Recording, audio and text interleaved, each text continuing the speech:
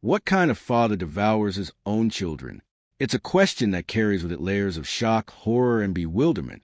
Imagine, for a moment, a world so ancient and powerful that even the gods themselves are bound by rules they can neither escape nor avoid. A world where time itself seems a prisoner to fate, where power comes at an unspeakable cost, and where trust and betrayal walk hand in hand. This is a world of Cronus, a titan who ruled over the universe in a reign that was both mighty and tainted by fear. Cronus was no ordinary god, and his story is anything but simple. As one of the primordial titans, he didn't just rule over a portion of the cosmos, he dominated the very fabric of existence.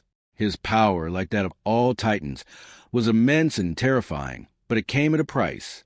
The universe that Cronus ruled was a world in chaos, a world born of darkness and disorder. The ancient earth, with its seas and mountains, was a place where time was still learning to unfold, and the gods were just beginning to find their places in the grand tapestry of creation. Cronus was at the peak of this vast, unknowable world, yet he was not immune to the fears and anxieties that plague all beings, whether mortal or divine. The fear that gnawed at Cronus was the fear of succession. He had risen to power by overthrowing his own father, Uranus, in an act that was violent, primal, and utterly decisive. But as the years passed, and as the reign of Cronus stretched on, that very same fear began to take root in his heart once more. He had grown paranoid, afraid that his own children, his flesh and blood, might one day rise up against him the same way he had done to his father. It was a fear that haunted him day and night, a fear that clouded his thoughts and twisted his actions. But what made Cronus different from the typical tyrant? What made his fear so much more consuming, so much more dangerous?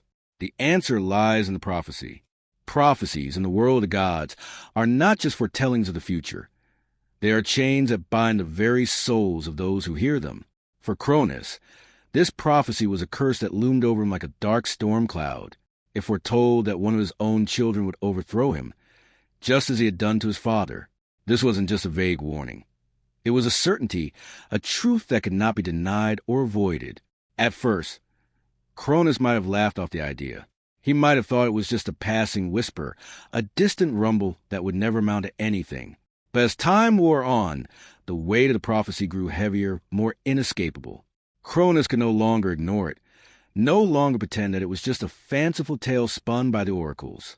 The gods, after all, are bound by fate, and when fate speaks, even the most powerful cannot escape its grip. This is where the true tragedy of Cronus begins. In an attempt to protect himself from the prophecy's inevitable fulfillment, he did the unthinkable, the very thing that makes his story so dark, so unsettling. The father who had once felt the thrill of power and conquest, the father who had once overthrown his own father, now found himself gripped by an all-consuming fear of losing everything he had fought for. And in this fear, he chose to destroy the very children he had brought into the world. It is here that we must pause and reflect on the deep, unsettling psychology of Cronus. What drives a father to this extreme? What kind of world must one inhabit? What kind of heart must one possess to destroy his own flesh and blood in a bid to maintain control? In Cronus' case, it was not just a hunger for power that drove him. It was a fear of losing it. The prophecy had planted a seed of doubt in his mind, and that seed grew into a full-blown obsession. Cronus became consumed by the idea that his children, the very beings he had created, were a threat to his existence. This isn't just a story of a tyrant. It is a story of a man, a god, undone by his own fear. But even more than that, it is a story about the fragility of power. We tend to think of power as something invincible, something that once attained cannot be taken away. But power is never truly secure. It is always vulnerable to those who are close to us, those we trust, those we love. In Cronus' case, the children he feared most were the ones he had nurtured, the ones he had cared for, the ones he had given life to, and yet, in his mind, they were the ones who posed the greatest threat to his reign. The deep irony here is that it was his own actions, driven by fear and insecurity, that would eventually lead to his downfall. The very thing he sought to avoid, the overthrow of his rule, was set in motion by the way he handled the prophecy. It is important to note that Cronus wasn't always this way. Before the prophecy, he had been a powerful and successful ruler. His reign was long, and he had established a kingdom of great strength. He had sired many children, and his relationship with Rhea, his wife, seemed one of mutual respect, at least on the surface. But it is in the unraveling of this relationship that we begin to see the deeper cracks in Cronus' psyche. His actions were no longer those of a confident leader. They were those of a desperate man trying to hold on to something that was slipping through his fingers. Imagine the scene. Rhea, the mother of his children, bearing child after child, each birth bringing with it the same dark fear in Cronus' heart. Each time she gave birth, Cronus would wait, knowing that the prophecy would eventually come true. It didn't matter how much he loved Rhea or how much he cared for his children. What mattered to him more than anything was the preservation of his power. His love for them was tainted by the fear that they would one day take it from him. And so, one by one, he swallowed his children. The first to be devoured was Hestia, followed by Demeter, Hera, and finally, Poseidon. The act of swallowing them whole was not just a brutal display of power. It was a desperate attempt to erase the future, to ensure that his reign could never be challenged. But in his madness, Cronus overlooked one crucial thing. Destiny is not so easily erased. There is a strange, almost eerie calm that accompanies these acts of horror. Cronus, in his mind, was doing what had to be done. He was protecting the future of his kingdom, securing his legacy. But in the process, he was becoming something monstrous, something far removed from the god who had once stood at the peak of creation. The image of Cronus devouring his own children is a haunting one, and it serves as a stark reminder how fear can warp even the most powerful beings. What started as a desperate bid for survival became an act of monstrous cruelty, a tragic cycle of fear and violence that would eventually lead to his own undoing. Cronus' fear of losing his power, his inability to trust his own children, turned him into a villain of his own making. And in the end, he would pay the price for it, not just in the loss of his reign, but in the loss of his humanity. For what is a god, if not a reflection of the deepest parts of ourselves? Cronus is not just a tyrant. He is a warning that power, unchecked by love or trust, leads to destruction. And in the end, even the mightiest of beings must face the consequences of their own fears. In the beginning, the world was chaos. There was no order, no structure, no boundaries. It was a swirling, formless void where only the primal forces of the universe existed. Out of this chaos arose the first beings, the primordial gods, entities born from the very fabric of the cosmos. Among them were the Titans, a race of mighty and terrifying beings who would soon take control of the universe. They were beings of unimaginable strength, capable of shaping the world around them with mere thought. Yet they were bound by their own nature, ancient, powerful, and untamable. At the helm of the Titans was Cronus, born of Uranus and Gaia. Cronus was the youngest of the Titans, but he quickly rose to prominence due to his ambition, strength, and cunning. Cronus' rise to power was not a peaceful one. The world of the Titans was filled with intrigue and betrayal, and Cronus' ascent was marked by violence and bloodshed. He was not a god who waited for his destiny to unfold. He seized it with ruthless determination.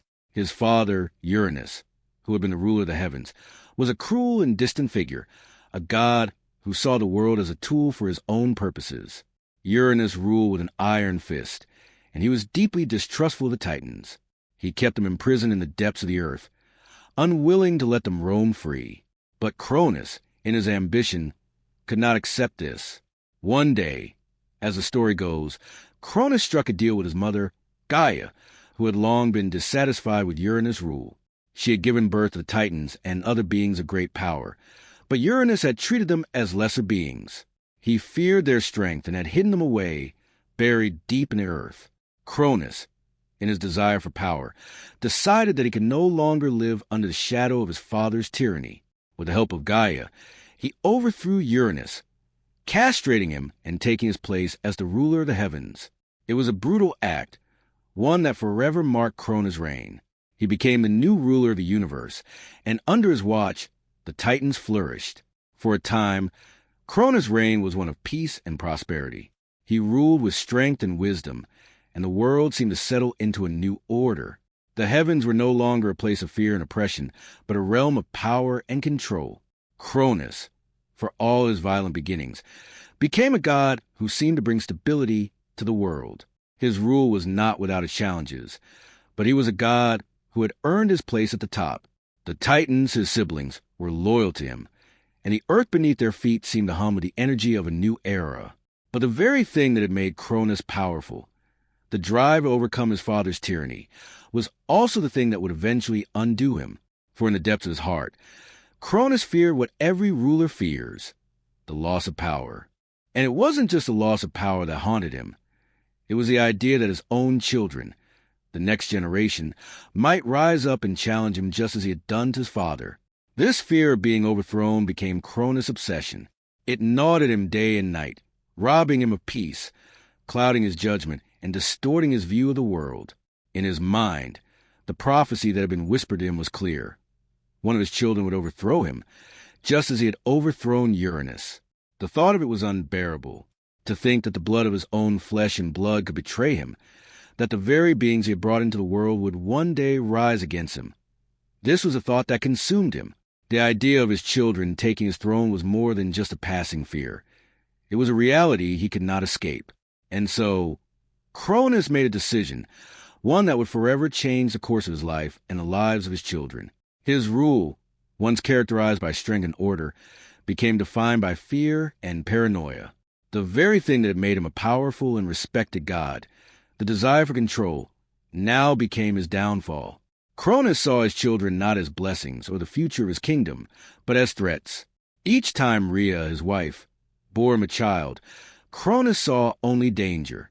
The idea of his own offspring challenging him was too much for him to bear. The fear took root in his heart, and with it came an unspeakable decision. One by one, Cronus consumed his children. It started with Hestia, the firstborn. She was a sweet and gentle goddess, a symbol of hearth and home. But to Cronus, she was nothing more than a pawn in his game of survival. He devoured her whole, swallowing her without hesitation, in an attempt to erase the threat of the prophecy. The act was cruel, but it was only the beginning. Demeter came next, the goddess of the harvest, followed by Hera, the goddess of marriage. Cronus, in his desperation, consumed them all. With each child that was swallowed, his fear grew stronger and his reign grew darker. The god who had once been a symbol of order and strength was now a tyrant ruled by his own fear. But there was one child Cronus did not devour, Zeus. When Rhea, his wife, gave birth to Zeus, she could not bear to see him consumed by his father. She knew that Zeus, unlike the others, was destined for greatness. She feared for his life, and in her desperation, she hid him away, sending him to be raised in secret on the island of Crete. In place of Zeus, Rhea gave Cronus a stone wrapped in swaddling clothes, which he swallowed without hesitation, believing it to be his newborn son. The stone, however, was just a symbol of hope, a symbol that would one day be the key to defeating Cronus' tyranny. But even as Cronus continued to consume his children, he could not escape the growing sense of unease that surrounded him. His fear was unrelenting, and the prophecy loomed over him like a shadow. He had done everything he could to protect his rule, yet he could not silence the voice in his mind that told him that his fate was sealed. The gods, it seemed, were bound by fate as much as they were by power. The very thing that had made Cronus great, his ambition, was now the thing that let him destroy everything he held dear. As the years passed, the world began to shift. Zeus, though hidden from Cronus, grew in power, his potential unfolding with each passing day. Rhea, the mother of the gods, watched over him with love and hope, knowing that one day her son would return to challenge Cronus and fulfill the prophecy. The Titans, for all their power, were not invincible, and in time, they would be overthrown not by force, but by the unyielding power of destiny. Cronus, in his attempt to avoid his fate, had sealed his own doom. In many ways, Cronus' rise and fall can be seen as a tragic reflection of the nature of power itself. He began as a god who sought to bring order to the chaos of the universe, but in the end, he became consumed by the very fear that had driven him to power. His reign, once marked by strength and control, became a prison, not just for those around him, but for himself. Cronus was a ruler who could not escape his own insecurities, a god whose own fears led him down a path of destruction. And in the end, it was not the power of his enemies that brought him low. It was his own actions, driven by fear, that sealed his fate. The The rise of Cronus was, in many ways, a story of ambition and strength. But his fall was a story of fear and paranoia, of a god who could not accept the inevitable. Cronus, for all his power, was ultimately a victim of his own making. A father undone by the very children he feared, a god undone by the very fate he tried to outrun. In the world of the gods, where power and destiny are intricately intertwined, relationships are never as simple as they might appear. Cronus and Rhea, two of the most important figures in Greek mythology, are a striking example of this complexity. On the surface, their union might seem like a natural one. Cronus, the mighty titan who rules the heavens, and Rhea, his sister and consort, the mother of his children. Together, they embody a world of cosmic order and divine potential. Yet beneath the surface of this marriage lay something far darker, a tension that would eventually tear them apart and set the stage for the tragedy that was to come. Cronus, despite his many accomplishments and his great power, was not a god free from fear. His insecurities ran deep, and these fears only deepened over time as his reign grew more secure. Rhea, his wife, was by his side throughout it all, bearing him many children, each one a symbol of the future, yet also a reminder of the prophecy that haunted Cronus every waking moment. The story of Cronus and Rhea is one of complex emotion, of love and terror, hope and despair, and ultimately, a marriage undone by fear. In the early days of their union, there was undoubtedly love between them. Rhea, as the daughter of Gaia and Uranus, was herself a powerful figure, but her strength was different from Cronus. She was a goddess of fertility, motherhood, and the earth, a being who brought life to the world in a way that was subtle yet profound. Cronus, on the other hand, was a god of power, of kingship, and of destruction. His rule over the universe was absolute, but it was marked by a deep unease that he could never quite shake.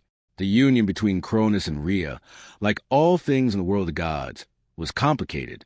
They were bound together not just by love, but by a shared sense of destiny and an unspoken understanding of the importance of their offspring. Each child they bore would represent something greater than themselves, a continuation of the legacy they were building together. But as the years passed, Cronus' deepening fear began to take a toll on their relationship. Rhea, in her quiet wisdom, began to sense something shifting within her husband. He was no longer the confident, decisive god who had risen to power by overthrowing his father, Uranus. Now, Cronus seemed to be looking over his shoulder constantly, weighed down by the ominous prophecy that foretold that one of his own children would one day overthrow him. This fear began to poison Cronus' mind, and as it did, his relationship with Rhea began to fracture. For Rhea, the situation was heartbreaking. She had borne Cronus many children, and with each birth, she had watched as Cronus' paranoia grew. The love between them, once strong, was now clouded by the growing tension and fear that seemed to hang over their every interaction. Rhea, who had once been a partner in Cronus' rule, now found herself standing by helplessly as her husband grew increasingly cruel and obsessed. She saw in Cronus the same traits that had led to the downfall of so many rulers before him, a love for power that had become all-consuming, a fear of the unknown that had twisted his heart, and a desperation to control everything around him. But what was perhaps the most tragic aspect of Rhea's situation was that she, too, was a victim of this fear. Rhea, as a mother, felt the weight of prophecy as acutely as Cronus did. She understood that one of her children would be the one to overthrow her husband. She knew that in some sense she was bound to that prophecy, just as much as Cronus was. But unlike Cronus, she did not see her children as threats. She loved them deeply and wanted to protect them from the very fate that Cronus feared. Yet she found herself caught in a terrible bind, forced to watch as Cronus destroyed the very life they had created together, unable to stop him. The births of Rhea's children were both moments of joy and moments of terror. Each time she gave birth, she could not help but fear what would happen to her child. Would Cronus devour them, as he had done with their siblings? Would she be able to protect them from his madness? She could see the pain in Cronus' eyes as he looked at each newborn child, and she could feel the weight of his fear pressing down on her. Yet, despite everything, she continued to bear him children, hoping against hope that somehow they could escape the dark fate that awaited them. It was this love and devotion that would eventually lead Rhea to take a desperate, yet heroic, action. When Zeus was born, Rhea knew that her child would be the one to fulfill the prophecy, and she could not bear the thought of Cronus swallowing him as he had done with their other children. In an act of quiet rebellion, Rhea hid Zeus away, sending him to be raised in secret on the island of Crete. In place of Zeus, she gave Cronus a stone wrapped in swaddling clothes, which he swallowed without question, believing it to be his newborn son. This act of deception was born out of a mother's love for her child and a desperate need to protect him from the horrors that Cronus had inflicted upon their family. Rhea's decision to hide Zeus marked a turning point in her relationship with Cronus. For a time, she had been silent, accepting the dark fate that seemed to befall their children. But now she took action. She defied Cronus in the only way she could, protecting her son from the terrible fate that had befallen his siblings. And yet, even as she did so, Rhea knew that this act of defiance would come with its own consequences. She had no way of knowing whether Zeus would ever return to challenge Cronus, or if he would be able to defeat the father who had destroyed so much of their family. She could only hope that her actions would be enough to protect him, and in doing so, secure the future of the gods. But as the years passed, Rhea's feelings toward Cronus began to shift. The man she had once loved, the god she had once trusted, had become a tyrant, consumed by his own fear. His obsession with preserving his power had turned him into a monster, and the love they had shared seemed like a distant memory. Rhea had become a silent witness to the horrors of Cronus' reign, powerless to stop him, trapped in a marriage that was slowly suffocating her. She had once believed in the promise of their union, but now she saw it for what it truly was, a marriage built on fear and uncertainty. The tension between Cronus and Rhea was not just emotional. It was also a reflection of the larger forces at work in the world. The prophecy that haunted Cronus was not just a curse on him. It was a curse on the entire family. Rhea, despite her love for her children and her desire to protect them, was helpless in the face of fate. She, too, was bound by the same prophecy that had driven Cronus to madness. The gods, after all, are not free agents. They are governed by forces far greater than themselves. In many ways, Rhea's sorrow was as much a product of fate as Cronus' cruelty. She had done all she could to protect her children, but the prophecy was an unrelenting force, and nothing she could do would change its inevitable course. By the time Zeus was old enough to challenge Cronus, Rhea had already lost so much. Her love for Cronus had been shattered, and her hopes for the future had been dashed. The gods she had once born into the world were either gone or lost to time. Yet, in Zeus, there was still hope, a glimmer of a future that might be different from the dark past they had endured. When Zeus eventually returned to overthrow Cronus, it was not just a victory for the gods. It was a victory for Rhea, a mother who had fought with all her heart to protect her children. She had watched as Cronus consumed their family, and yet, in the end, she was able to see the fulfillment of the prophecy, a new era, one in which her children would rule. The story of Cronus and Rhea, though one of betrayal and fear, is ultimately a story of motherhood, love, and sacrifice. It is a story of a woman who stood by her husband, even as he became a tyrant, and of a mother who would do anything to protect her children, even when it meant defying the very man she had once loved. Rhea's actions, though quiet and subtle, shaped the course of the mythological world. Without her, the gods would never have had the chance to rise up and fulfill their destinies. And without her love for her children, the future of the gods would have remained uncertain.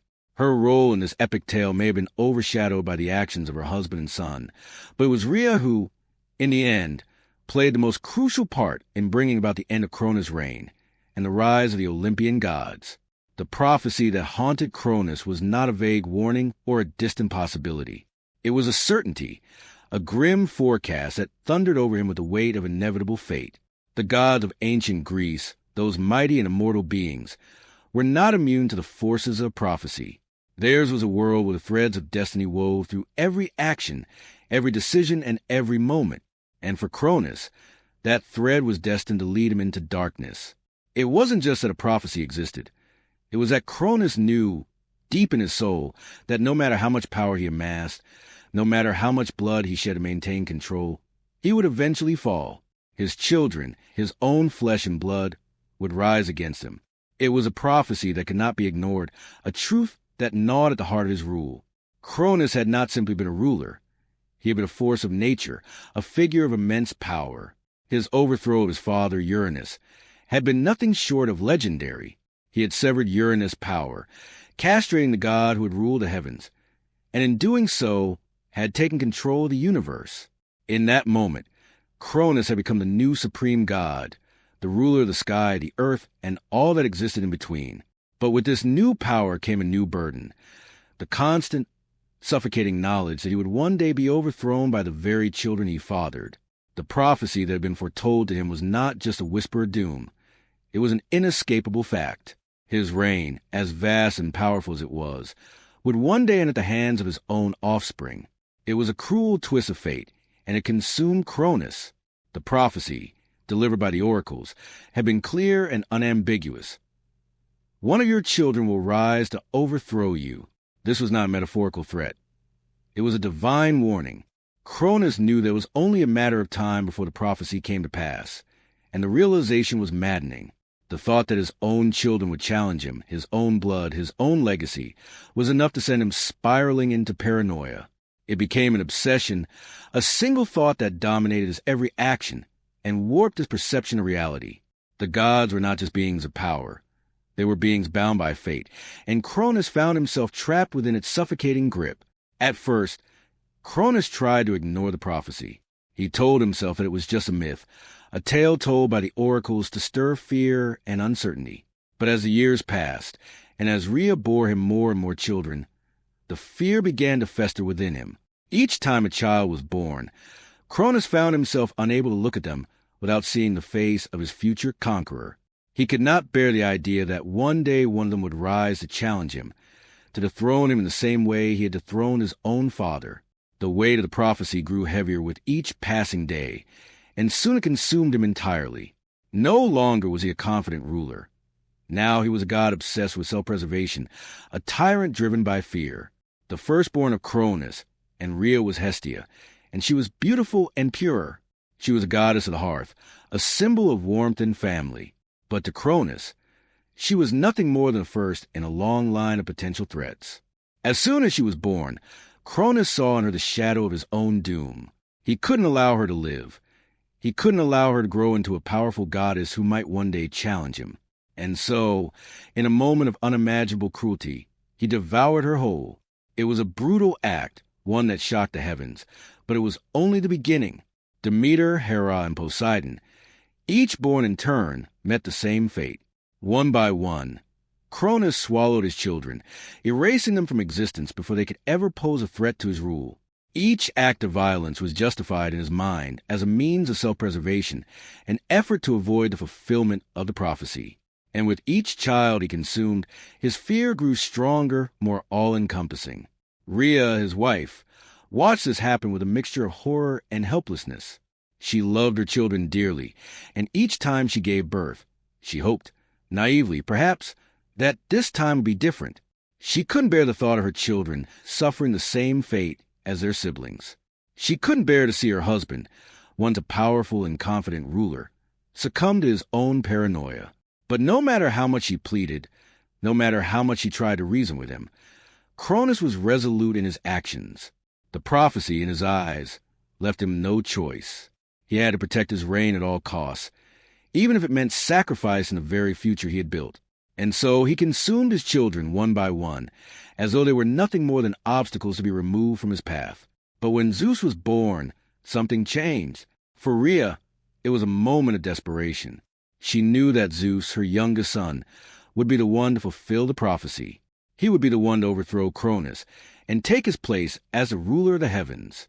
But Rhea could not bear the thought of her son meeting the same fate as his siblings. She could not allow him to be swallowed by Cronus, as the others had been, and so she did the only thing she could think of to protect him. She hid him away. Rhea's actions were nothing short of heroic. In secret, she sent Zeus to the island of Crete, where he would be raised in safety, far from the grasp of Cronus. In his place, she gave Cronus a stone wrapped in swaddling clothes, and Cronus, in his fear and madness, swallowed it without hesitation, believing it to be his newborn son. It was a clever ruse, one that bought Zeus the time he needed to grow strong and powerful. But it was also an act of defiance, a quiet rebellion against Cronus' tyranny. Rhea, who had once been a silent witness to her husband's cruelty, had taken matters into her own hands. She had saved her son, and in doing so, she had set in motion the events that would eventually lead to the fall of Cronus. But even as Rhea hid Zeus away, the prophecy continued to loom over them all. The gods may have been powerful, but they were not immune to the forces of fate. Cronus, despite his actions, could not escape the truth that his reign would one day come to an end. His paranoia, his fear, and his cruelty could not change the inevitable. The prophecy would be fulfilled, and the gods who had once been ruled by Cronus would one day rise up against him. It was a truth that haunted the heavens, a dark shadow that loomed over the future. The act of hiding Zeus was not just a mother's love for her child. It was also a statement of hope. Rhea had hoped that by saving Zeus, she could alter the course of history. She had hoped that he would grow strong enough to challenge Cronus, to defeat him, and to free the world from his tyrannical rule. And in time, that is exactly what happened. Zeus did return, stronger than ever, and with the help of his allies, he overthrew Cronus and took his place as the ruler of the heavens. But even as Zeus rose to power, the memory of Cronus' reign, of the fear that had driven him to destroy his own children, lingered in the air. The gods may have been victorious, but they were also scarred by the events that had come before. The prophecy, in the end, had been fulfilled. Cronus, the god who had once ruled with strength and confidence, had fallen, but his fall was not a moment of triumph. It was a moment of loss, of regret, and of the devastating consequences of fear. Cronus had destroyed his own family in an effort to preserve his power, but in doing so, he had ensured his own downfall. The prophecy had not been his enemy. It had been his own actions, driven by fear, that had led to his defeat. He had been the architect of his own destruction. The story of Cronus and the prophecy is one of the most tragic in Greek mythology. It is a tale of the god who, in his desire to protect his power, destroyed everything he held dear. It is a story of fear, of paranoia, and of the destructive consequences of trying to escape fate. Cronus' downfall was not the result of an external enemy. It was a result of his own inner turmoil, his own inability to accept the truth that had been foretold. And in the end, the very children he had feared and destroyed were the ones who rose up to fulfill the prophecy and bring about his fall. In many ways, the story of Cronus and the prophecy is a reflection of the human condition. It speaks to the ways in which fear can drive people to make irrational, destructive decisions. It shows how an obsession with control, an inability to accept the inevitability of change, can lead to the very thing one fears most. Cronus may have been a god, but in his fear, he was just like any other being, vulnerable to the forces of fate and the consequences of his own actions. The gods, like us, are not immune to the flaws and weaknesses that make us human. And in the case of Cronus, it was his very humanity that led to his downfall. The moment Cronus swallowed his last child, a sense of finality hung in the air. His reign was secure, or so it seemed. But deep within him, a gnawing unease lingered, as if the universe itself was conspiring against him. The prophecy, unavoidable, relentless, had yet to be fulfilled, and Cronus, despite his efforts, could not escape it. His children were not merely victims in his paranoia-fueled fear. They were the manifestation of his own weaknesses, and their very existence seemed to condemn him. The act of swallowing them was a desperate measure, an attempt to avert a destiny he could not control.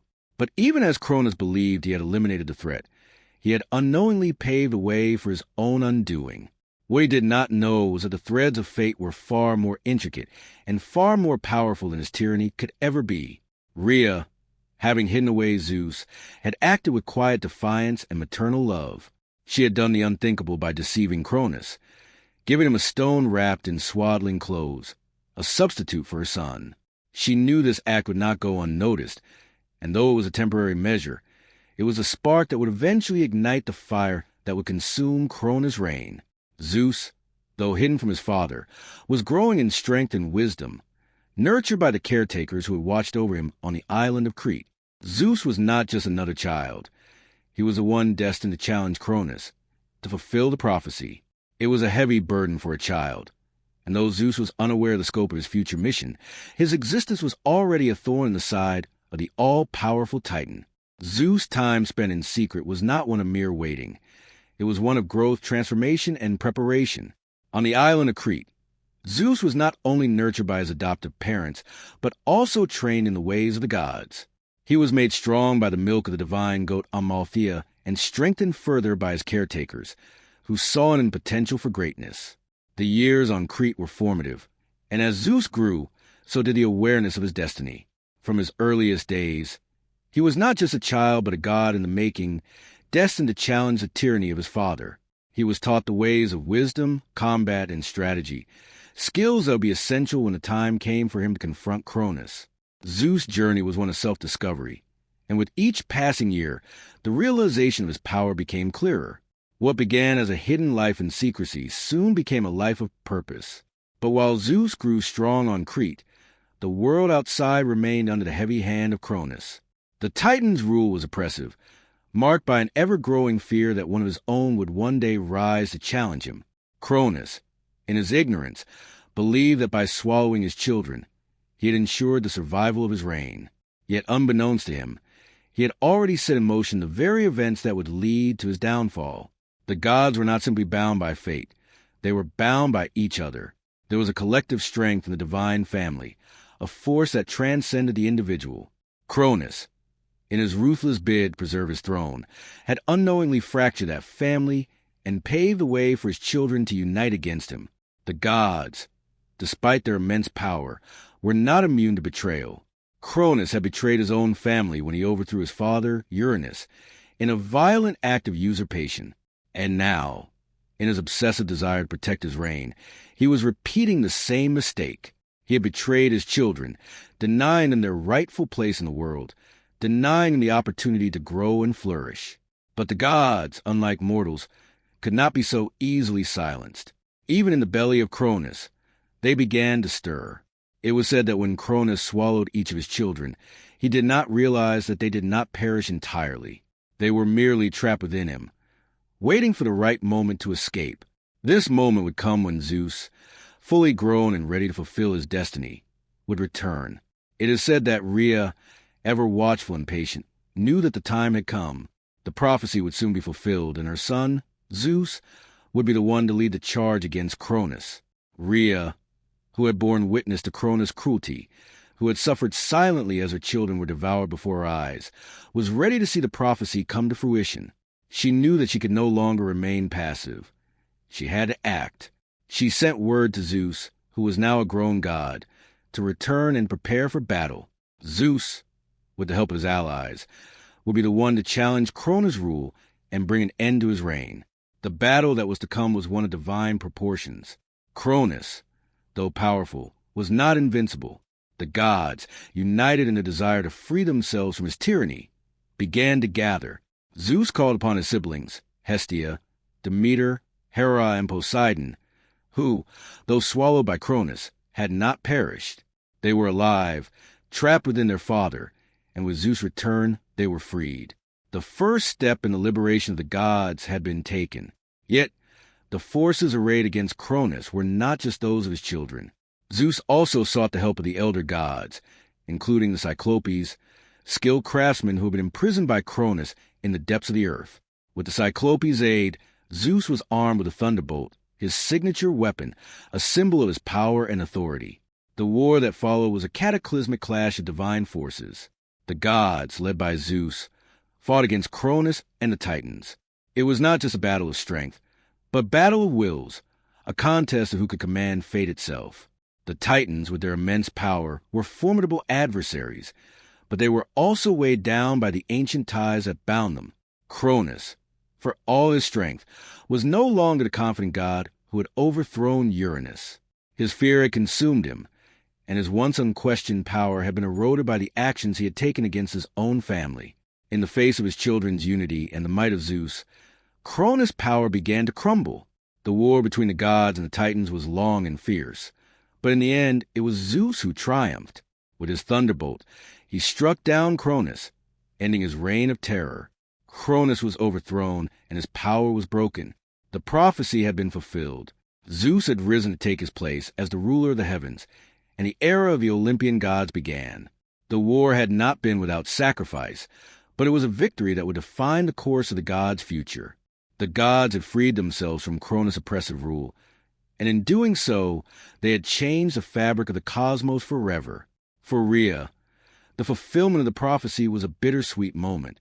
She had watched as her children were swallowed by Cronus, and she had lived in constant fear of losing them forever. But now, with Zeus at the helm, the gods had a new future, one free from the fear that had plagued them for so long. Rhea's role in this victory, though quiet and largely unseen, had been crucial. It was her love for her children and her determination to protect them that had set the stage for Zeus' return. Without her, the prophecy would never have been fulfilled.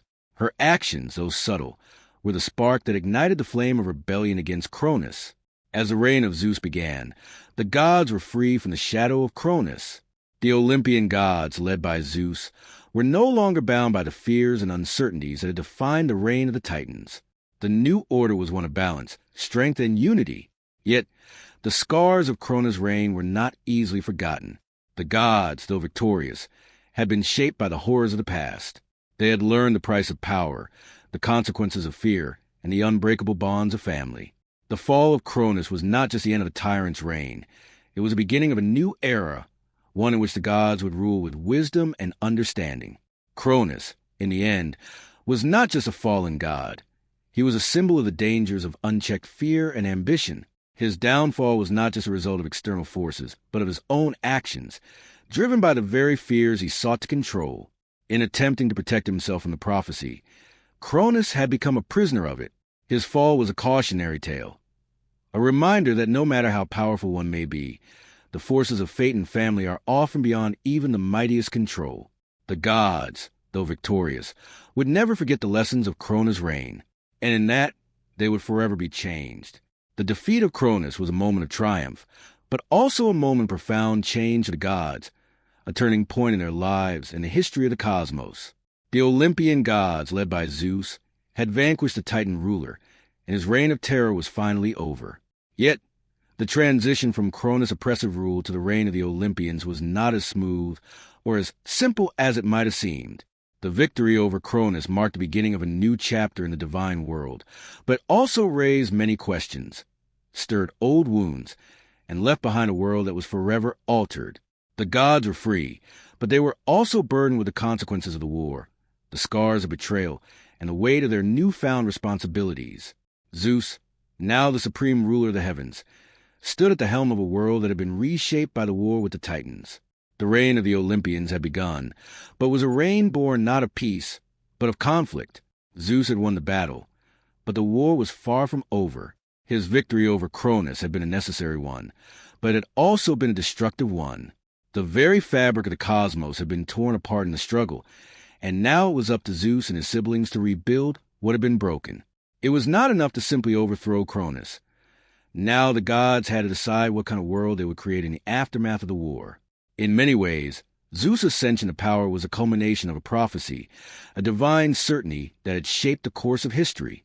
He had been hidden away as a child, raised in secret to fulfill his destiny, and now that destiny had come to fruition. But the gods were not free from the consequences of their past actions, nor were they free from the deep emotional wounds that the war had inflicted on them. The gods had fought against Cronus not just because he was a tyrant, but because they had all suffered under his rule. They had all been touched by his cruelty and consumed by his fears.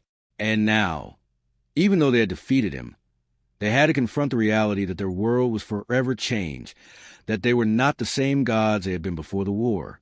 Zeus, for all his power and wisdom, was burdened with the weight of leadership. He was now the king of the gods, the ruler of the heavens, and the one who would shape the future of the world. But this responsibility was not one he could shoulder alone. He needed the support of his siblings, Hera, Demeter, Poseidon, and Hestia, as well as the assistance of the other gods who had fought by his side. The gods were no longer a family bound by fear and oppression. They were a family bound by the shared experience of war and victory.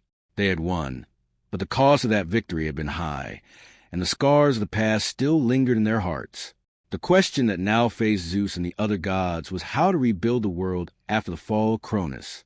The first order of business was to deal with the Titans, the ancient beings who had once ruled the heavens with Cronus.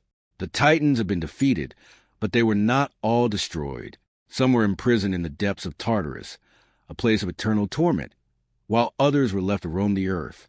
The question of what to do with the Titans was a difficult one.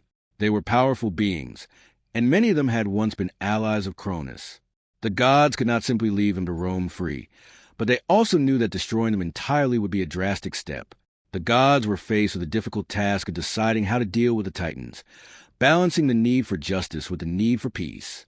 Poseidon, the god of the seas, was among the most vocal in his desire for retribution. He had suffered under Cronus' rule, just like the rest of the gods, and he believed that the Titans needed to be punished for their role in the war.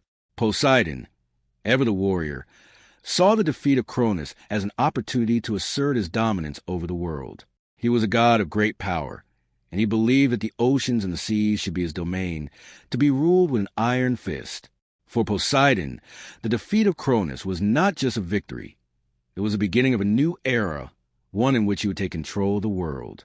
But Zeus, ever the wise and measured ruler, knew that the gods could not simply rule with vengeance and bloodshed. He understood that while the Titans had been cruel and oppressive, they had also been his predecessors, and they had played a role in shaping the world. To destroy them entirely would be to erase apart history, to erase the very fabric of the cosmos. And so, Zeus sought a different path. He chose to imprison the most dangerous Titans in Tartarus, a place where they would be bound for all eternity, their power rendered useless. For those who were not as dangerous, Zeus chose to offer them a chance for redemption. Some Titans, like Oceanus and Hyperion, were allowed to live, but they were no longer rulers. They would be forced to live among the gods, but they would no longer have the power to challenge Zeus' reign. In the aftermath of the war, the gods faced a world that was no longer the same. The war of the Titans had changed everything, physically, emotionally, and spiritually. The very structure of the heavens had been torn apart, and the gods had to rebuild not just their power, but their relationships with each other. Zeus, though the leader of the gods, could not do everything alone. He needed the support of his siblings and alliances he had forged during the war. Hera, though often portrayed as a jealous and vengeful goddess, was also a powerful and wise figure. She had fought alongside Zeus and had played a crucial role in the victory over Cronus. Despite her tumultuous relationship with Zeus, she was an essential part of the new divine order. Demeter, the goddess of the harvest, also played a vital role in the rebuilding of the world. Her domain over agriculture and the earth was critical in restoring the balance of nature. Without her, the world would have been barren, and the gods' new rule would have been empty and lifeless. Demeter, who had suffered greatly during the war, found solace in her role as the goddess of the earth. She nurtured the land, bringing fertility and abundance to the world, and in doing so, she helped heal the wounds of the gods. Hestia, the goddess of the hearth, was another important figure in the rebuilding of the world. She was often overlooked in the grand narratives of the gods, but her role was indispensable. Hestia's domain was one of warmth, peace, and family, and it was through her influence that the gods were able to forge stronger bonds with one another. In the aftermath of the war, when tensions were high and emotions were raw, Hestia's calming presence helped to create a sense of unity among the gods. Her hearth became a symbol of the stability and peace that the Olympians sought to build in the wake of the war. As Zeus and the other gods worked to rebuild the world, they also had to contend with the question of mortals. The mortal realm had been affected by the war between the gods and the Titans, and the balance between gods and humans had been disrupted. The gods were no longer just distant, enigmatic beings. They were active participants in the world, shaping the course of history. But with their newfound power came a new responsibility to the mortals they ruled over. The gods had to decide how to interact with mortals, how to govern them without becoming tyrants like Cronus had been. They had to find a balance between their divine authority and their relationship with the world of men. Zeus, who had once been a child hidden away from his father's tyranny, now found himself in the position of ruler of both gods and mortals. He was the king of the heavens, but he was also the protector of mankind. In many ways, this was the true test of his leadership. The gods had won the war, but now they had to prove themselves as rulers who could govern with wisdom and compassion. The lessons they had learned from the fall of Cronus, lessons of fear, ambition, and family, would guide them as they shaped the future of the world. The reign of Zeus and the Olympians would not be defined by the same fears and cruelties that had marked Cronus' rule.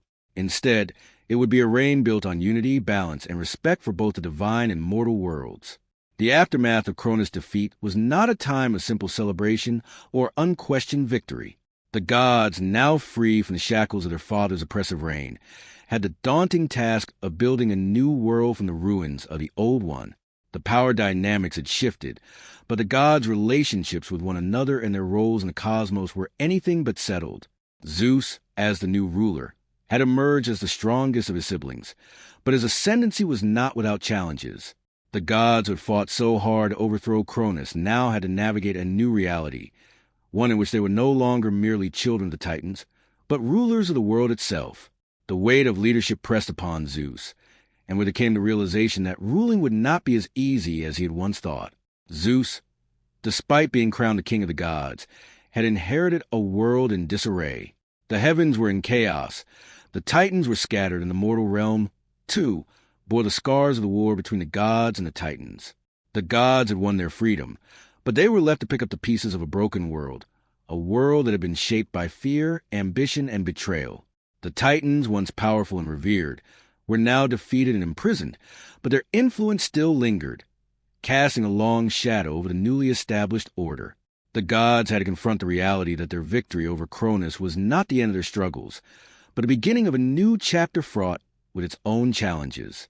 Zeus, in his wisdom, knew that the first step toward establishing stability in the cosmos was to unite his siblings and allies under a single, cohesive banner. Though he had defeated Cronus, the struggle for power was far from over. The gods were not a monolithic group. They each had their own desires, ambitions, and personalities. Hera, his sister and wife, was an essential ally, but their relationship was complicated by jealousy and rivalry. Demeter, his sister and goddess of the harvest, was deeply concerned with the state of the mortal realm and the balance of nature, while Poseidon, the god of the sea, was fiercely protective of his domain and often restless in the shadow of Zeus' rule.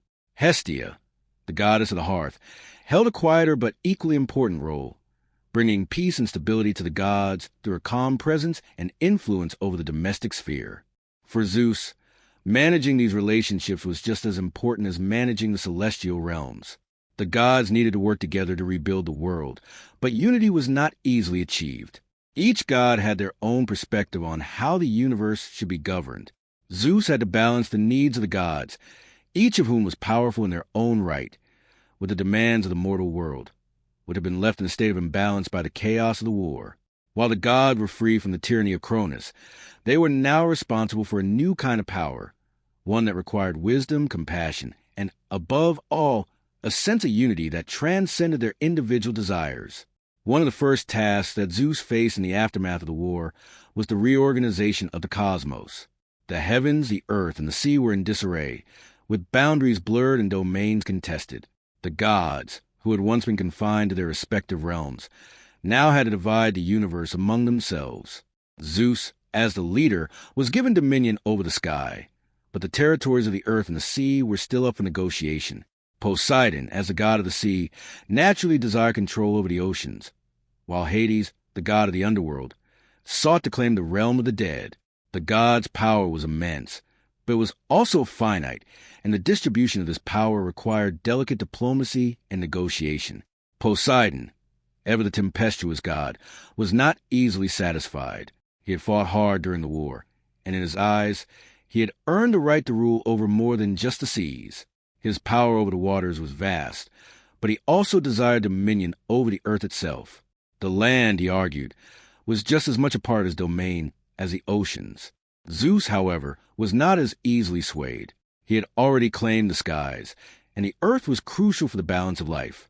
Poseidon's ambition was understandable, but Zeus knew that giving him too much control would upset the delicate balance they were trying to create. Instead, Zeus offered Poseidon control over the seas, with the understanding that the land would be divided into different realms. Poseidon, though not entirely pleased with this outcome, accepted the arrangement, realizing that it was the best he could hope for. Meanwhile, Hades, the god of the underworld, was also vying for his own domain. He had always been a shadowy figure, often misunderstood and overlooked in the grand narratives of the gods. But Hades' power was undeniable, and his realm was no less important than the heavens or the seas. The underworld was a place where the souls of the dead resided, and it was essential for maintaining the balance of life and death. Zeus, understanding the importance of Hades' realm, offered him control over the underworld, ensuring that the flow of souls would be governed with respect and fairness. Though Hades was not as visible or as influential as the other gods, his role was critical to the harmony of the world. His acceptance of the underworld was, in many ways, an acceptance of his place in the divine order, a place that, while not as glamorous as the skies or the seas, was just as necessary. The final division of the cosmos was not an easy one, but it was a necessary one. The gods had to learn to share power, to respect one another's domains, and to work together for the greater good. But even as the gods began to settle into their new roles, the reality of their positions began to weigh heavily on them. The war with the Titans had been fought out of necessity, but it had also left deep emotional scars. The gods were free from the tyranny of Cronus, but they had also been shaped by the violence and betrayal of the past. The bonds between the gods were fragile, and trust was a commodity that was hard to come by. Zeus, though powerful and wise, was not immune to the difficulties of leadership. His relationship with Hera, his wife and sister, was marked by tension and rivalry. Hera, though a strong and capable goddess, had her own ambitions and desires, and her marriage to Zeus, while necessary for the stability of the divine order, was far from harmonious. The gods were not a family in the traditional sense. They were powerful beings who had been shaped by their own desires and fears. Hera's jealousy and anger often led to conflicts with Zeus, and while they both understood the necessity of unity, their personal relationship remained strained. Demeter, the goddess of the harvest, was equally complex in her role. As a goddess who had always cared deeply for the earth and the mortal realm, she struggled to reconcile her love for nature with the divine power now wielded by the Olympians. The destruction caused by the war had left its mark on the earth, and Demeter, as a protector, felt the weight of that destruction. The gods had their power, but it was the mortals who suffered from the consequences of the divine battle. Demeter, who had always been a figure of nurture and abundance, now found herself grappling with the fact that the earth could not heal itself without divine intervention. Hestia, the goddess of the hearth, was perhaps the most balanced of all the gods. Her domain was one of warmth and stability, and her presence brought a sense of peace to the otherwise tumultuous world of the gods. Hestia's role in the New World Order was not one of conquest or ambition, but one of care and preservation. She understood the importance of family, of unity, and of maintaining a sense of peace amidst the struggles for power. While the other gods were often caught up in their own desires and conflicts, Hestia remained a symbol of the hearth, the center of divine life. As the gods began to settle into their roles, they also had to contend with the challenges of ruling the mortal realm. The mortals, whose lives had been disrupted by the war, now looked to the gods for guidance. Zeus, though a powerful ruler, was aware that the gods had to be more than just figures of authority. They had to be protectors of the mortal realm, stewards of the earth and its creatures.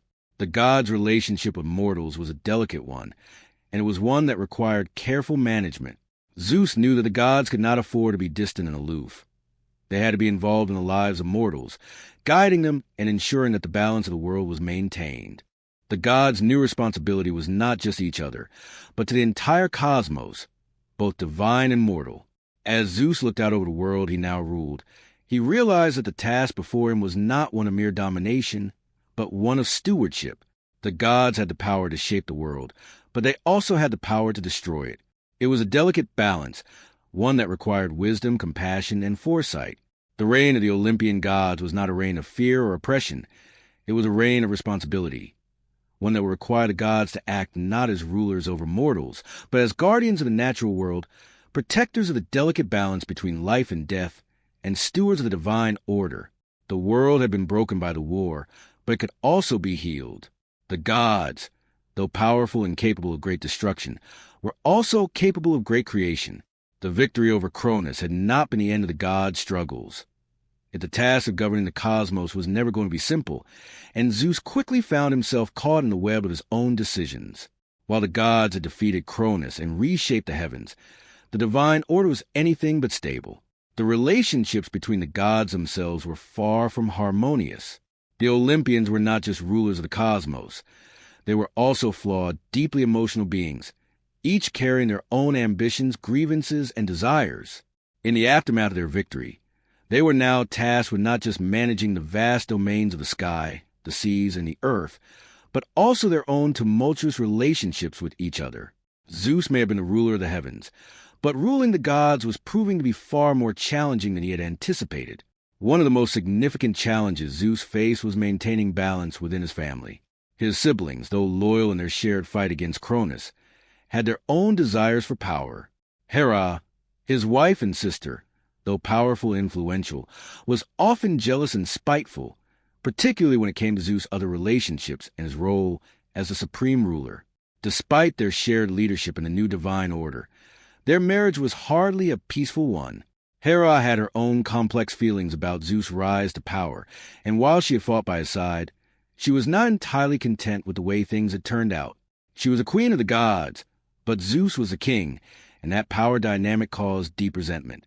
Her jealousy, often intense, was a constant thorn in their relationship, making the governance of the heavens a delicate balancing act for Zeus. Zeus had his own struggles with Hera, but his role as ruler required him to prioritize the well-being of the cosmos. Hera's jealousy was not something that could be overlooked, but it was also not something that could easily be resolved. Zeus, ever the tactician, had to manage the divine power dynamics within his own family, while also ensuring that the new world order was functioning. His relationship with Hera became a complex negotiation, one in which diplomacy and subtlety were as important as raw power. Zeus understood that Hera's role was crucial to the stability of the heavens, and he respected her influence over both the gods and the mortals.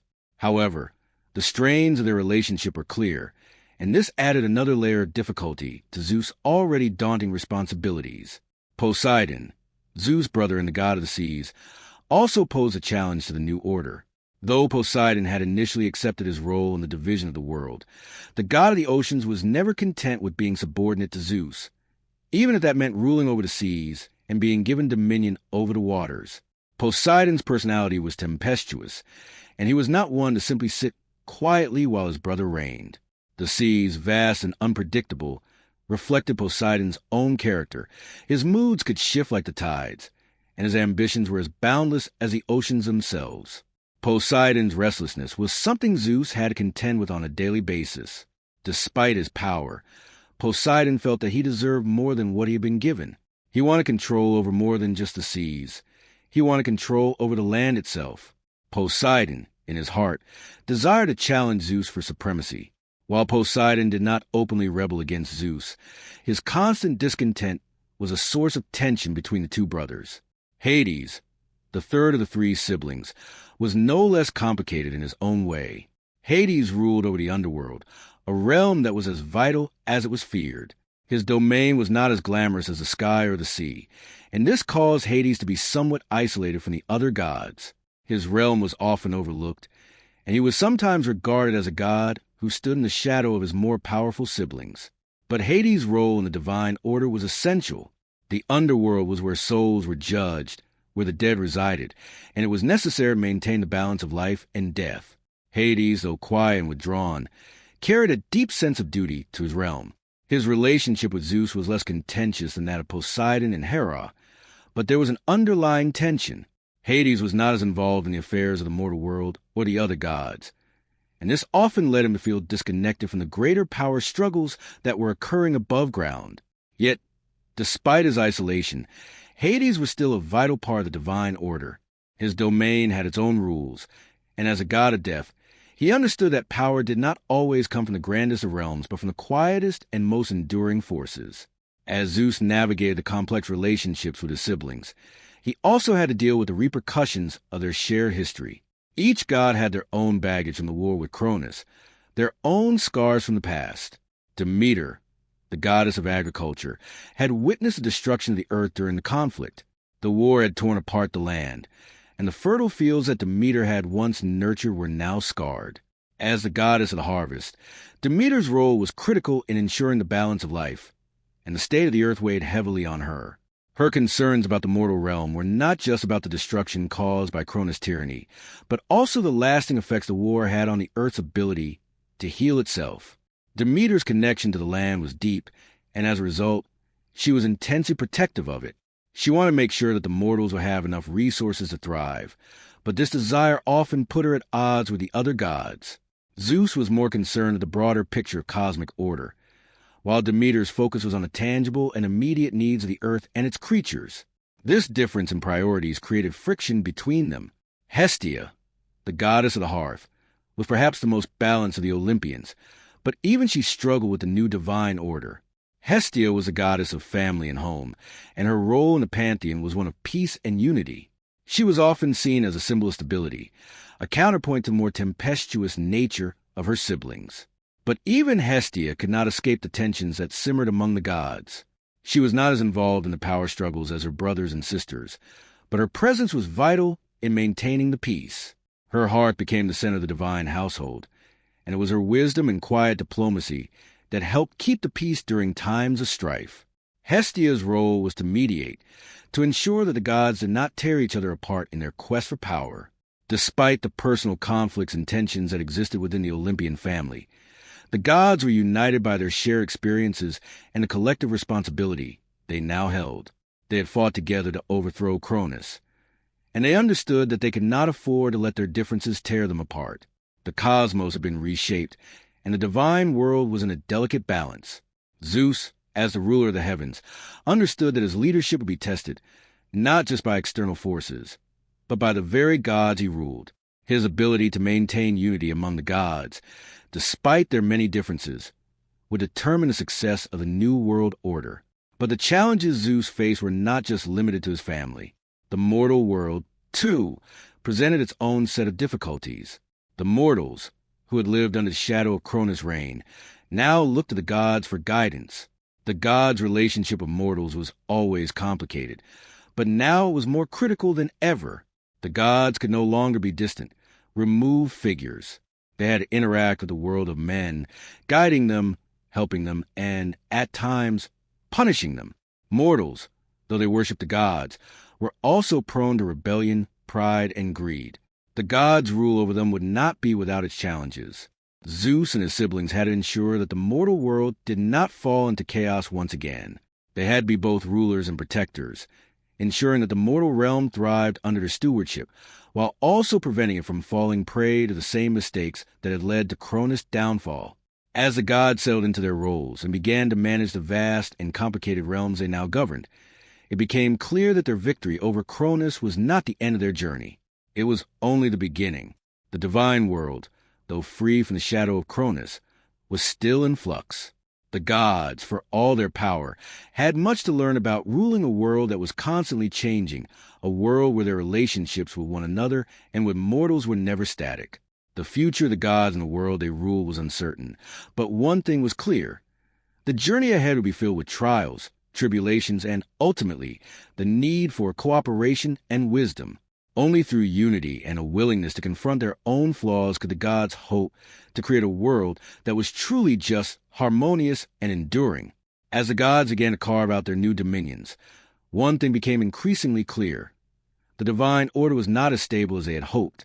Even though they had toppled Cronus and redistributed the heavens, each god now had to contend with the weight of their own power, their past grievances, and their responsibilities to both each other and the mortals they ruled. The realms of the gods were vast yet fragile, and the relationships between them were often strained by the weight of ambition, jealousy, and personal histories that they could not easily escape. The gods were not just cosmic rulers. They were deeply emotional, often flawed beings who had lived through betrayals, power struggles, and fears that had shaped who they had become. Zeus, despite being the leader of the Olympians, quickly realized that maintaining peace among the gods was a far more complex task than he had anticipated. He had emerged as the supreme ruler after overthrowing Cronus, but the path to lasting peace was fraught with obstacles. As king of the gods, Zeus wielded immense power, but his authority was constantly challenged by his siblings, who, though united in the cause of defeating Cronus, each had their own desires and ambitions. Hera, his wife and sister, was one of the most formidable of these challengers. Though her power and wisdom were undeniable, her marriage to Zeus was strained with jealousy, bitterness, and a deep resentment that had festered since their youth. Hera's complex feelings toward Zeus made it difficult for him to fully trust her, and their relationship often turned from alliance to tension. Despite this, Zeus could not afford to alienate Hera, who was not just his wife, but also a powerful goddess in her own right. While Hera's jealousy and resentment were deeply rooted in their personal history, Poseidon's challenges were driven by his own desires for greater power. The god of the seas was immensely powerful, but Poseidon had never been satisfied with merely ruling over the oceans. His ambitions were vast, and he constantly sought to extend his influence beyond the waters, desiring to control the earth itself. While Zeus had secured the skies, Poseidon felt that the seas were not enough for his boundless ambition. The clash of their desires became evident. Poseidon wanted more, and Zeus had to carefully manage his brother's restlessness. While the gods were technically united, Poseidon's dissatisfaction created a rift between them. He would often challenge Zeus' decisions, pressing for more power, more control over the world, and more recognition of his own importance. Poseidon's temper, like the seas he controlled, was unpredictable, and the tension between the two brothers simmered beneath the surface, threatening to boil over at any moment. Then there was Hades, the god of the underworld. Though not as outwardly ambitious as Poseidon, Hades' realm was no less significant. The underworld was a necessary part of the cosmos. Without it, there could be no balance between life and death. Yet, Hades' realm was often overlooked or dismissed by the other gods. His domain was not as glamorous as the heavens or the seas, and many of the gods had little interest in the realm of the dead. Hades, who had been isolated for much of his life, ruled over the dead with a quiet but firm hand. Though he had played a crucial role in the victory over Cronus, Hades often felt sidelined in the new order. His power was not as visibly dramatic as that of Zeus or Poseidon, but it was no less essential. The god of death, Hades was a keeper of the balance between life and death, a task that was far more difficult and weighty than many of the other gods realized. While Zeus ruled the heavens and Poseidon ruled the seas, it was Hades who governed the realm where souls passed into eternity. But the question remained, how much power should Hades wield in the new divine hierarchy? How could he be integrated into the pantheon in a way that respected his role without undermining Zeus' leadership? While the struggles between Zeus and his siblings were often rooted in their personal histories and desires for greater power, they were not the only factors that threatened to destabilize the divine order. The gods themselves had been shaped by years of fear and betrayal. They had fought against Cronus to gain their freedom, but the scars of their past, the wounds inflicted by their father, lingered. Even after their victory, the gods were still dealing with the trauma of being consumed by Cronus, trapped within his belly, and deprived of their rightful places in the cosmos. This shared experience of betrayal had bonded the gods, but also meant that they struggled with trust. The gods were not easily able to forgive and forget. They had lived through millennia of fear and oppression under Cronus, and that history could not simply be erased by a single victory. Their relationships were haunted by the ghosts of their past, by the pain of their father's tyranny and the sense of powerlessness they had experienced before they had overthrown him. This emotional baggage made the task of ruling even more complicated. The gods could not simply move on from their past. They had to confront it, and in many ways, they had to rebuild not just their domains, but their relationships with each other. The godly hierarchy, though formally established, was fragile. Zeus may have been the supreme ruler, but his reign was only as strong as the unity of the Olympian family. The gods were not just pawns in a cosmic game. They were beings with deep emotional and psychological needs. They had their own ambitions, insecurities, and desires. And as they began to take on their roles as rulers of the cosmos, those personal dynamics became as important as their divine duties. Despite all of these challenges, the gods were not without their moment of cooperation and understanding. The tension between them was not constant. At times, the gods were able to put aside their personal grievances for the greater good. This was especially true in their interactions with the mortal realm. The gods, while powerful and detached from the world of men, had a responsibility to guide and protect the mortals who inhabited the earth. They could not afford to let their personal struggles spill over into their relationships with humans. The gods had to present a united front to the mortals, even if that meant sacrificing some of their personal desires. Zeus, understanding the importance of unity, did his best to keep the peace among the gods. He knew that his role as king was not just about ruling with power. It was about maintaining balance. He had learned from the past, from Cronus' reign, that unchecked ambition could lead to disaster. He could not let the personal ambitions of his siblings destroy the harmony they had fought so hard to achieve. Yet, the gods were not machines, and the complexities of their relationships could not be easily overlooked. Their emotional lives and their ambitions were just as real as their divine powers, and Zeus had to find a way to balance both. The gods also faced challenges from outside their family.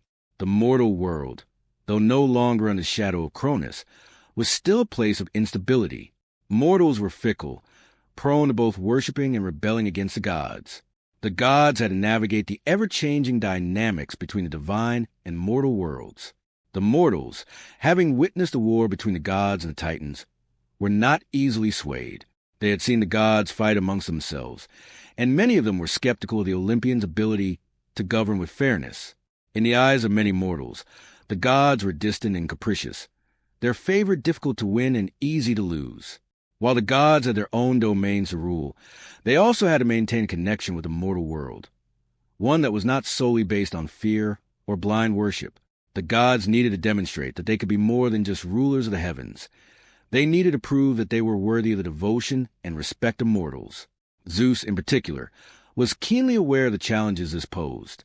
His power over the heavens was absolute, but he could not afford to rule in isolation. He needed the support of the mortals if the Olympian reign was to endure. The gods could not simply act as distant, untouchable beings. They needed to engage with humanity, not just as rulers, but as protectors and guides. Mortals, though often weak and mortal, were capable of great acts of devotion and love, and the gods needed to find ways to foster those emotions, not just command them through fear and awe. This was perhaps the most difficult task facing the gods: how to govern a world in which their own power was not enough to ensure peace. They could no longer rely solely on their divine might.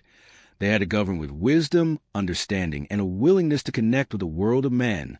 The gods, having secured their victory over Cronus and reshaped the cosmos, were faced with profound realization. Ruling was not just about power. It was about balance, cooperation, and responsibility. The Olympians had emerged from the war with a sense of freedom and triumph, but their new roles demanded far more than they had ever anticipated. With the heavens and the earth now under their dominion, they faced the daunting task of navigating the complex relationships among themselves and establishing a new order that would bring stability to the realms. The war had left deep scars on the divine family, and as they began to carve out their respective territories, the challenges of leadership became glaringly clear. Zeus, as the king of the gods, had emerged as the most powerful figure in the universe. His control over the sky was unquestioned, and his reign was intended to bring peace and order to a world that had been scarred by the conflict with Cronus. However, power is a double-edged sword, and Zeus quickly discovered that his reign was far from simple. The gods, despite their shared victory over Cronus, were not a united front. Each had their own ambitions, desires, and grievances, and while Zeus was the undisputed leader, his leadership was constantly challenged by the personalities of his siblings. Hera, his wife and sister, though powerful and influential, was not content to simply accept Zeus' rule. Their relationship had always been fraught with tension, and the aftermath of the war only amplified the underlying issues between them. Hera's jealousy and bitterness, especially regarding Zeus' numerous affairs and his position as the supreme ruler, created an emotional gulf between them. While Hera understood the necessity of Zeus' leadership, she struggled with the power imbalance in their relationship. Despite her own immense power, she was often overshadowed by Zeus' dominance, and this caused deep resentment. Their marriage, once a symbol of unity in the divine world, had become a battlefield in its own right. Hera's role was crucial to the stability of the cosmos. Her power over marriage, fertility, and the family was essential, but the personal animosity between her and Zeus made their partnership increasingly difficult to maintain. Zeus, despite the tensions with Hera, understood the importance of keeping their relationship intact for the sake of the divine order. He needed her support, both as a powerful goddess in her own right and as his partner in the administration of the heavens. The gods needed to present a unified front, and Hera's wisdom and influence were indispensable. Yet, Zeus could not ignore the deep emotional currents that flowed between them. The past betrayals, the years of jealousy and mistrust, and the complex dynamics of their marriage all weighed heavily on their interactions. While they could work together in the realm of governance, Their personal relationship was a constant undercurrent that made every decision more difficult. Poseidon, Zeus' brother and the god of the seas, was another challenge to the new order. Though he had agreed to rule over the oceans, Poseidon's insatiable ambition constantly threatened the fragile peace among the gods. He had never been content with just the seas. Poseidon's character was marked by a deep hunger for more power, more control. He wanted dominion over the earth itself, not just the oceans, and this desire put him at odds with Zeus. While Poseidon had initially accepted his role in the division of the cosmos, his dissatisfaction was evident in his actions and attitudes. Poseidon's temper was as unpredictable as the waters he ruled, and he frequently sought to challenge Zeus for greater authority. This constant push for more power created a strained atmosphere among the gods, as Poseidon's ambitions were seen as a direct threat to Zeus' supreme rule. While Poseidon's desire for power was a personal struggle, Hades' situation was different. As the ruler of the underworld, Hades was a god who often stood apart from the others. His realm, though crucial to the balance of life and death, was a lonely and somber place. Hades had never sought the same recognition as his brothers. He had never desired to challenge Zeus or Poseidon for supremacy. Instead, he had taken on the responsibility of governing the dead, a task that was often overlooked by the other gods. Despite his importance, Hades was largely ignored in the discussions about the future of the world. While Zeus and Poseidon debated the balance of power in the heavens and the seas, Hades quietly ruled over his dark realm. His influence was subtle, and his presence was felt mostly in the realm of the dead, where souls pass into eternity. Hades' realm was necessary for the balance of the universe, but it was a domain that few gods wanted to engage with. Death, after all, was not a subject that many gods relished, and Hades' isolation only deepened his sense of resentment. Despite his crucial role, Hades often felt overshadowed by the more glamorous realms of Zeus and Poseidon. His power was not as flashy as controlling the sky or the seas, and it was easy for the other gods to overlook his importance. But Hades understood the necessity of his realm. The underworld was not just a place of the dead. It was a place where the cycle of life and death was maintained. Without the underworld, life would lose its meaning. Hades, in his quiet way, played a pivotal role in the cosmic order, and while he never sought to challenge Zeus, he often wondered if his contributions were truly recognized. Demeter, the goddess of the harvest, also faced her own challenges. As a ruler of agriculture and the natural world, Demeter was deeply connected to the earth. The devastation caused by the war with Cronus had left the land scarred, and Demeter struggled to restore balance to the natural world. The earth had been torn apart by the chaos of the battle between the gods and the Titans, and Demeter's domain, agriculture, was crucial to the survival of both gods and mortals. She worked tirelessly to heal the land, ensuring that crops grew and that the cycle of life continued. But Demeter's concerns were not only about the physical state of the earth. She also worried about the relationship between the gods and mortals. Mortals had suffered greatly during the war, and Demeter, as a goddess of abundance and nourishment, felt a deep sense of responsibility for their well-being. She often found herself at odds with the other gods, particularly Zeus, whose focus was more on the grand political landscape than on the day-to-day concerns of the mortal world. Demeter's role was vital, but her priorities did not always align with those of the other gods. Hestia, the goddess of the hearth, was another key figure in the divine family. While the other gods fought for control over the realms, Hestia's role was to maintain the unity and peace within the household of the gods. She was a goddess of family, home, and warmth, and her influence was essential in keeping the divine family together. Though Hestia had no desire for power or dominance, her quiet presence brought a sense of balance to the often tumultuous relationships between the other gods. She was the one who held the hearth of Olympus, the place where the gods gathered. It was through her that the gods found moments of calm amidst the chaos. While her role may have been less glamorous than that of Zeus or Poseidon, Hestia's importance was undeniable. Her ability to maintain harmony among the gods was crucial to the success of a new divine order. Yet, even with Hestia's calming influence, the gods' personal conflicts continued to affect the stability of the divine order. The tension between Zeus and his siblings was never far from the surface, and emotional and psychological scars of the past continued to shape their actions. The gods were not just rulers of the cosmos. They were complex beings with deep emotions and personal histories that could not be erased by the victory over Cronus. Their relationships were complicated by years of rivalry, jealousy, and betrayal.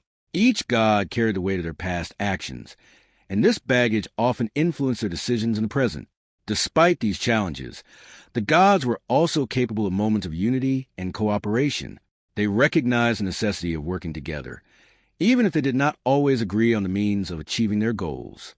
The war with Cronus had taught them the value of collaboration, and while their personal ambitions often clashed, they understood that their collective strength was what had secured their victory. The gods' rule over the world was fragile, and they could not afford to let their personal grievances destroy the stability they had worked so hard to achieve. In the end, the task of governing the cosmos was not about asserting dominance. It was about finding balance.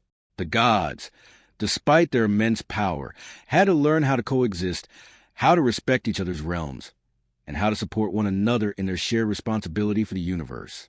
Zeus may have been the king of the gods, but his leadership was not absolute. He needed the support of his siblings and the cooperation of the other gods to ensure the success of the new divine order. The gods' reign was not without its challenges, but their ability to navigate their complex relationships and work together was the key to maintaining stability in the cosmos. And though their personal struggles would never fully disappear, the gods understood that the survival of the divine world depended on their ability to put aside their differences and unite for the greater good. The vast expanse of the cosmos, once ruled by Cronus with an iron fist, had undergone a transformation that few could have anticipated. Yet, despite the gods' victory, the world they inherited was far from perfect. The balance of power among the Olympians was delicate, fragile even, and though the sky was now under Zeus's reign, the seas governed by Poseidon, and the underworld claimed by Hades, the dynamics between the gods were anything but harmonious. The creation of this new order was not a smooth, unchallenged process. It required not only diplomacy and compromise, but also the acknowledgement of past wounds, complex emotions, and the constant tension between power and responsibility. The gods, despite their immense abilities, found themselves at the mercy of their own flaws, their relationships fraught with jealousy, rivalry, and unhealed scars. For Zeus, the challenge was profound. As the undisputed leader of the gods, he bore the weight of not only the heavens, but also the expectations of those around him. His victory over Cronus had placed him at the pinnacle of divine authority, but had also isolated him in many ways. Ruling was no longer just a matter of strength and power. It demanded wisdom, emotional intelligence, and an unrelenting capacity to maintain order amidst chaos. Zeus was no stranger to complexities of leadership, but being the king of the gods, in a world fraught with emotional volatility and historical baggage, proved to be a never-ending struggle. The other gods, even those who fought alongside him, were not always supportive of his reign, and this tension constantly threatened to undermine the unity that was essential for their shared governance of the universe. Hera, his wife and sister, was perhaps the most difficult relationship Zeus had to navigate. Though Hera was powerful, wise, and influential, their marriage was anything but ideal. She was deeply resentful of Zeus's rise to supreme power. Their long history together was filled with betrayals, power struggles, and complicated emotions, especially when it came to Zeus's many affairs. The bitterness that had grown between them over time had not dissipated after the defeat of Cronus. In fact, it was more pronounced. Hera, despite her vital role as the goddess of marriage and family, was consumed by jealousy and feelings of betrayal, both from Zeus's actions and from the fact that she remained subordinate to him. Her role as queen of the gods was significant, but often felt more like a crown she had been forced to wear, one that highlighted her subordinate position rather than reflecting her own power and importance. This deeply strained relationship between Zeus and Hera created a palpable tension in the heavens, one that was difficult to ignore. Zeus needed Hera's support. She was not just his wife, but a central figure in the divine order. Yet the bitterness between them often overshadowed their collaborative efforts. Hera's resentment was not something that Zeus could simply dismiss. It was an emotional wound that shaped much of her actions. Her jealousy was not limited to Zeus's affairs. It extended to the very nature of his leadership. Hera, as the goddess of marriage, found it difficult to accept that her own marriage had become a source of turmoil. While she was fiercely protective of the gods and the cosmic order, Her ability to support Zeus was constantly undermined by the personal animosity that festered between them. Poseidon, Zeus's brother and god of the seas, presented another challenge to the new divine order. Poseidon's personality was unpredictable, much like the very waters he controlled. He was a god of immense power, but his ambition knew no bounds. Poseidon had never been content with ruling over the seas alone. He had always craved more power, more recognition, and he was never satisfied with the portion of the world that Zeus had assigned him. Despite his agreement to take control of the oceans, Poseidon could not shake the feeling that he had been wronged.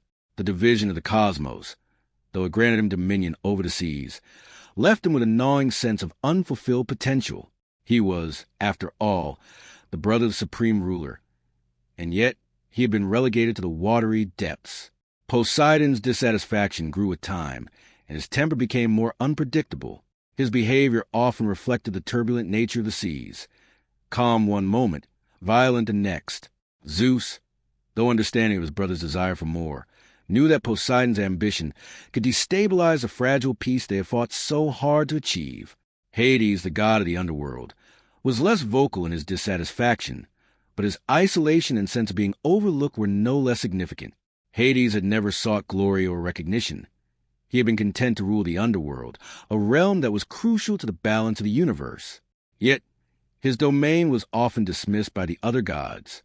While Zeus reigned over the sky and Poseidon over the seas, Hades was left to manage the dark and somber underworld, a place that many of the gods preferred to avoid. Though Hades understood the importance of his realm and the role he played in maintaining cosmic order, he could not escape the feeling that his contributions were undervalued. His isolation deepened as the other gods carried on with their more visible roles, and Hades often wondered if he was truly an equal part of the divine family or merely a necessary but neglected functionary. The differences in the way the gods viewed power, responsibility, and their individual roles created constant friction. Zeus, despite his power, struggled to keep his siblings in check, balancing their desires for more with the needs of the greater cosmos. The gods had fought together to overthrow Cronus, but the new order required far more than just victory. It required unity, understanding, and a recognition of the complexities of their relationships. The gods had to learn how to live with each other, how to respect their different domains, and how to navigate the deep emotional currents that ran beneath their interactions. Zeus, as a leader, knew that his task was not just to rule, but to ensure that his siblings did not tear each other apart in their pursuit of power. While the Olympians contended with their personal issues, the mortal world, too, presented its own set of challenges. Though they were no longer under the rule of Cronus, the mortals had witnessed the chaos that had ensued during the war between the gods and the Titans. The mortal realm was scarred by the destruction, and its inhabitants were wary of the gods, who had shown themselves to be capable of both great protection and great destruction. The gods, in turn, had to find a way to reconcile their divine nature with the needs of the mortal world. Mortals were not simply subjects to be ruled. They were living beings who felt pain, love, fear, and joy, and the gods could not afford to overlook their existence. Zeus, despite his overwhelming power, understood that the gods could not live in isolation from mortals. The gods' relationship with humanity was one of both distance and intimacy. While they held dominion over the natural world, they also had a responsibility to care for the mortals, guiding them, protecting them, and ensuring that the balance of the universe was maintained. The gods could no longer rule through fear alone. They had to engage with humanity, show compassion, and understand the complexity of mortal life.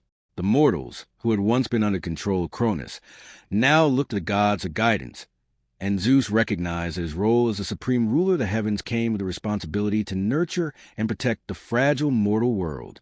Demeter, the goddess of agriculture and harvest, was particularly attuned to the needs of the mortal world. Her connection to the earth made her deeply concerned with the welfare of humanity.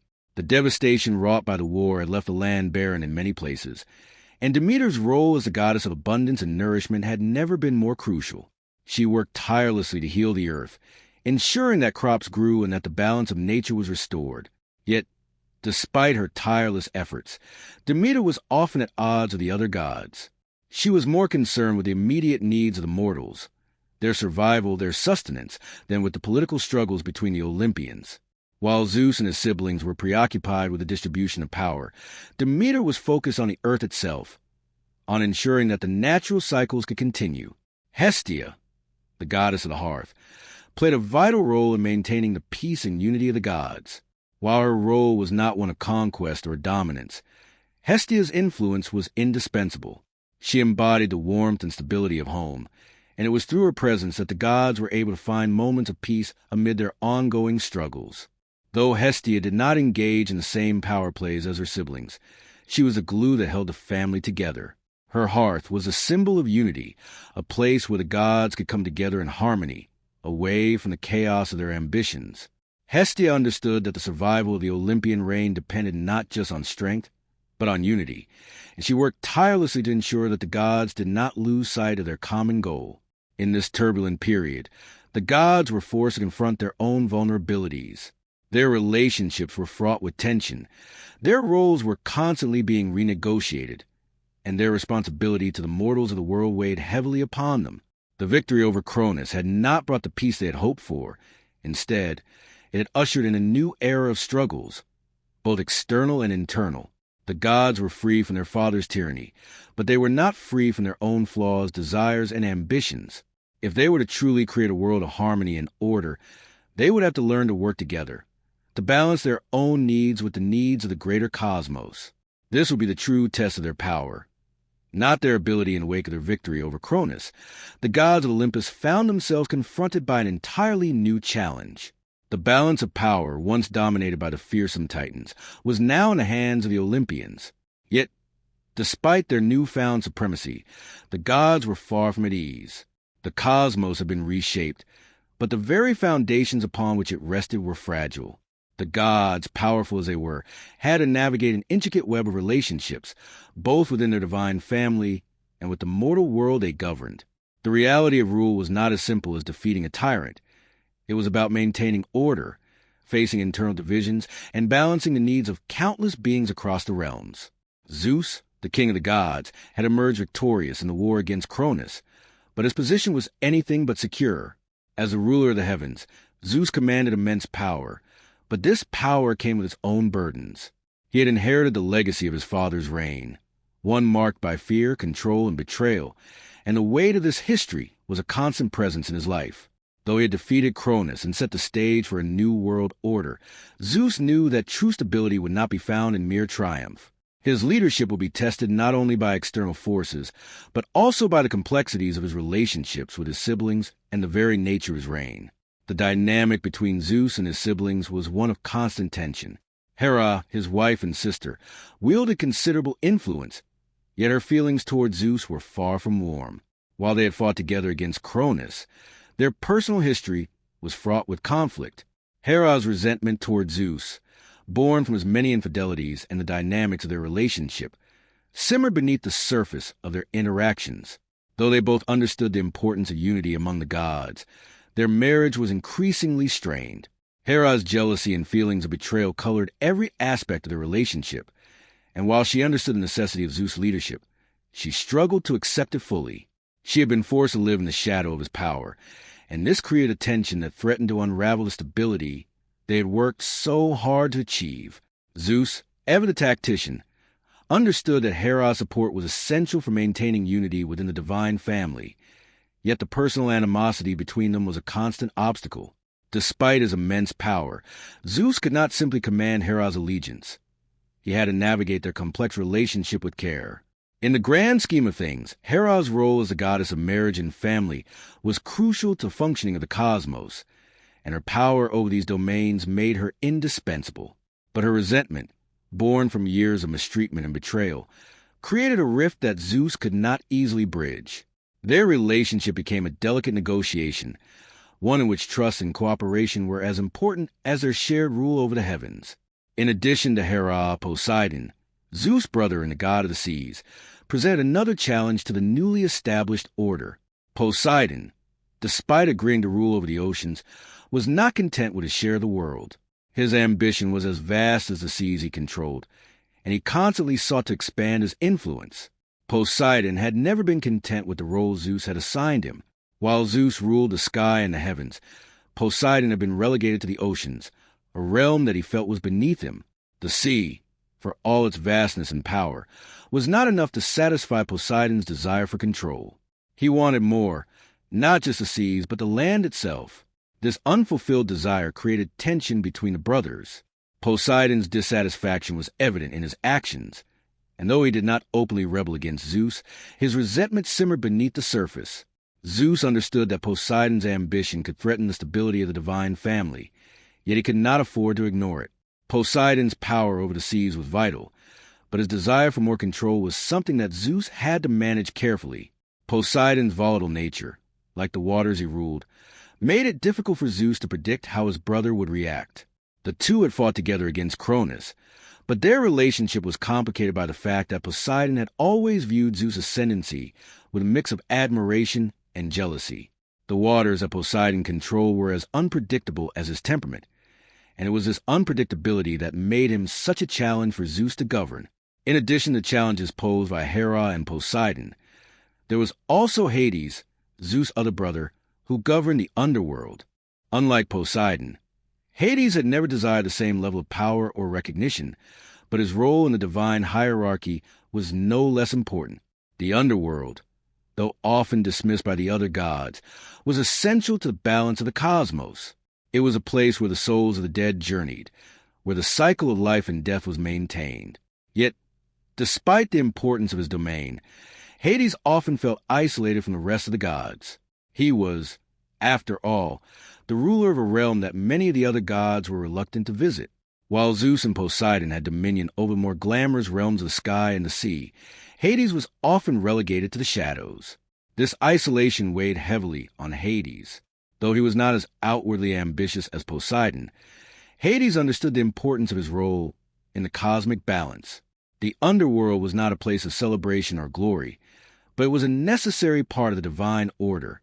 Without the underworld, the cycle of life would collapse, and the gods themselves would lose their hold over the mortal realm.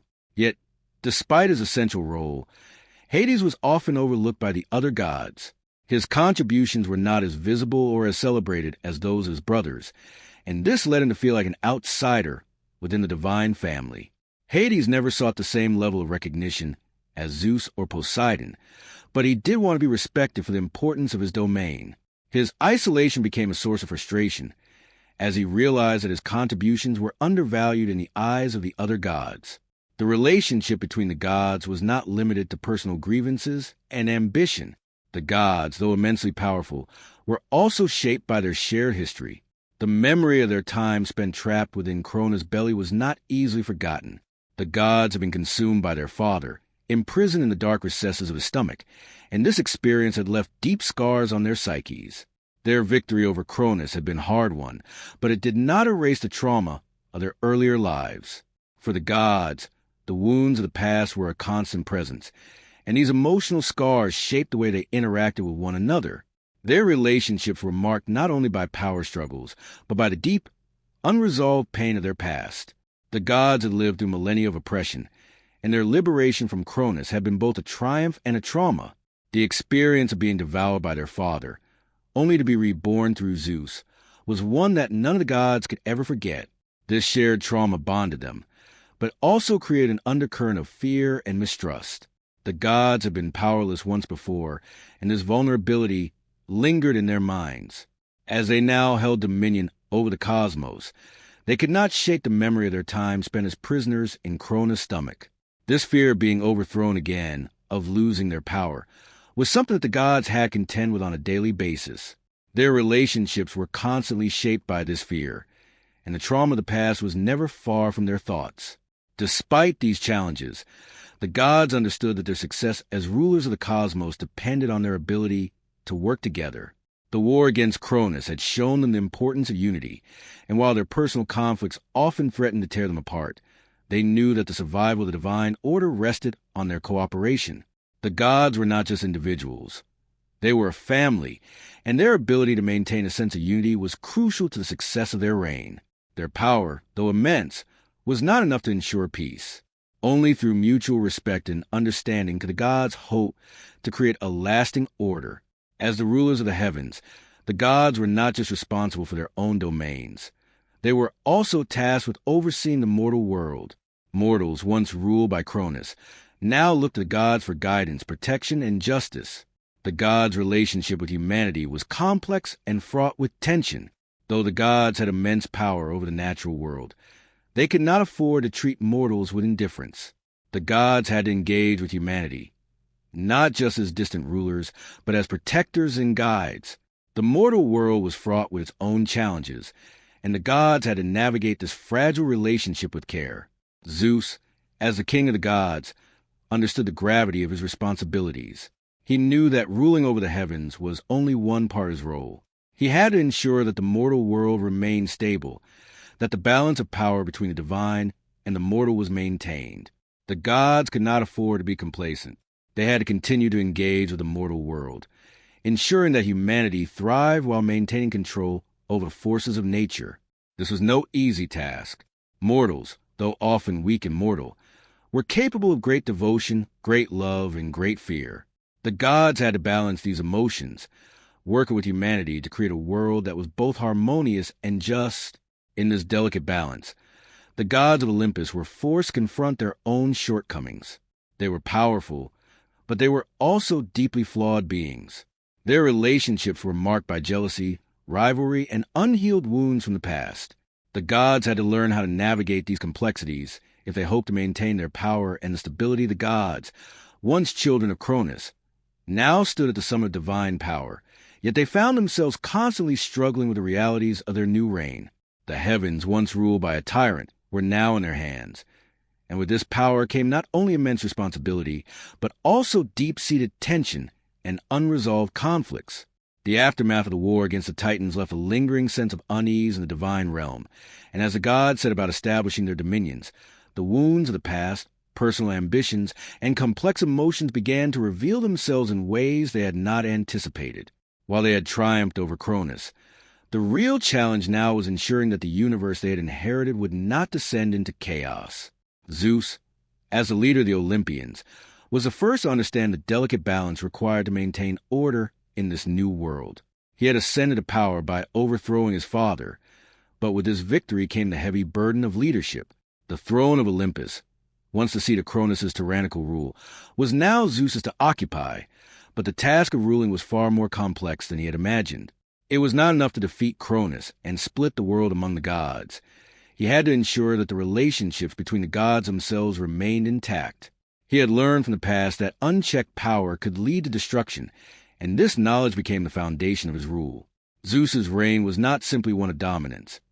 It was one of careful management and diplomacy, a delicate juggling act between the needs of the gods, the mortals, and the natural order of the universe.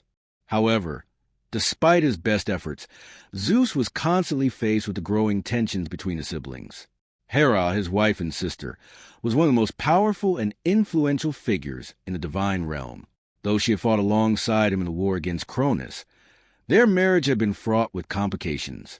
Hera's jealousy, particularly regarding Zeus's many infidelities, and her sense of betrayal, had created a deep rift in their relationship.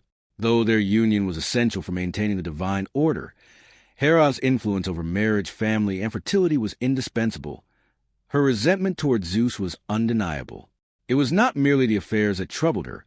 It was the very nature of their marriage, which had become a symbol of power imbalances and unaddressed emotional wounds. Hera, despite her immense strength, was often relegated to a secondary position in their relationship, a queen overshadowed by her husband's dominance. While Zeus understood the necessity of maintaining a united front, he could not ignore the emotional strain that Hera's resentment placed on their partnership. This personal discord between Zeus and Hera created a subtle but significant undercurrent of tension in the divine realm.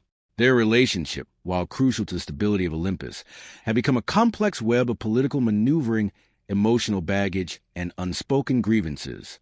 Zeus's leadership was tested not only by external challenges, but also by his ongoing struggles to manage the emotional dynamics within his own family. Though he recognized the importance of Hera's support, particularly in the governance of the heavens, he could not avoid the reality that their relationship was fraught with difficulty. The Olympian family, despite their shared victory over Cronus, was far from unified. Zeus's struggle to maintain peace with Hera was just one example of the broader tensions that define the gods' interactions with one another. Poseidon, Zeus's brother and the god of the seas, added another layer of complexity to the situation. Poseidon, despite his role as one of the supreme gods of the cosmos, had never been fully satisfied with his dominion over the oceans. Poseidon's ambitions extended far beyond the sea. He desired control over the entire earth, including the land and its creatures, and he viewed Zeus's reign over the heavens with a mixture of admiration and jealousy. The power dynamics between the two brothers were delicate, and Poseidon's dissatisfaction with his allotted portion of the cosmos created ongoing tension. While Zeus ruled the sky, Poseidon was left to govern the vast oceans, a realm that, while powerful, was not as prestigious as the heavens or the underworld. Poseidon's desire for more led him to challenge Zeus's authority in subtle, and at times not so subtle, ways. His temper was as volatile as the waters he ruled. It was not uncommon for Poseidon to express his frustration through outbursts or acts of defiance. Zeus, despite his immense power and authority, could not simply ignore Poseidon's desires. Poseidon was a god of the sea, and his power was essential to the balance of the cosmos. Yet, his ambition often threatened to destabilize the fragile peace between the gods. Zeus had to carefully manage his brother's aspirations, even as Poseidon pushed for more control. The tension between them was not only a matter of power, but also of personal relationships. Poseidon, once a loyal ally in the war against Cronus, now found himself questioning his place in the divine hierarchy. His ambition for greater power and recognition was difficult for Zeus to ignore, and though they fought together, Poseidon's growing discontent made their bond fragile. Meanwhile, Hades, Zeus's other brother, ruled over the underworld, a domain that was vital to the balance of life and death, but often overlooked by the other gods. Hades, like Poseidon, had his own complex relationship with Zeus. While he did not seek the same level of glory or recognition, Hades felt isolated in his dark realm. The underworld was not a place of celebration or joy. It was a realm of death, where souls pass into eternity. Despite the crucial nature of his domain, Hades was often treated as an afterthought by the other gods.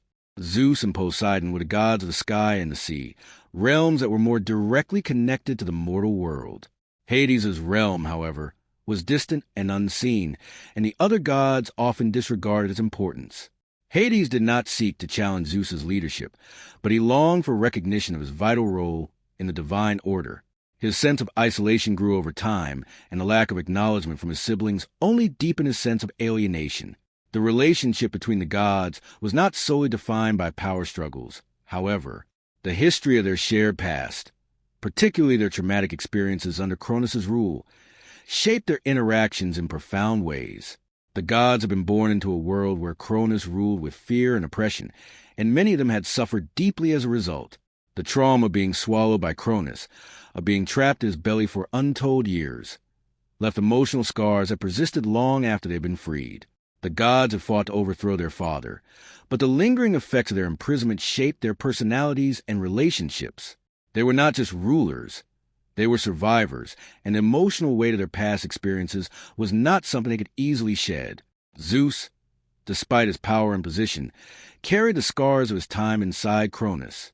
He had been swallowed by his father, just like his siblings, and had spent years trapped in the darkness. This shared trauma, while bonding the gods in some ways, also created an undercurrent of fear and mistrust. The gods knew what it was like to be powerless, and this fear of losing their newfound power lingered in the back of their minds. The trauma of their imprisonment under Cronus haunted their decisions, and the fear of being overthrown again shaped the way they interacted with one another. Their relationships were often colored by this shared experience, and emotional scars of the past were never fully healed. The gods' reign was further complicated by their relationship with mortals. While they had fought for control over the cosmos, they also had a responsibility to the mortal realm. The gods were not just rulers, they were also protectors and guides. The mortals, once oppressed under Cronus' reign, now looked to the Olympians for guidance, protection, and justice. The gods could not afford to ignore the needs of the mortal world, but they also had to balance their divine duties with their personal relationships. Zeus, as the king of the gods, was particularly aware of this delicate balance. He knew that his power over the heavens was not enough to ensure peace. He had to work with the other gods to maintain harmony between the divine and mortal worlds.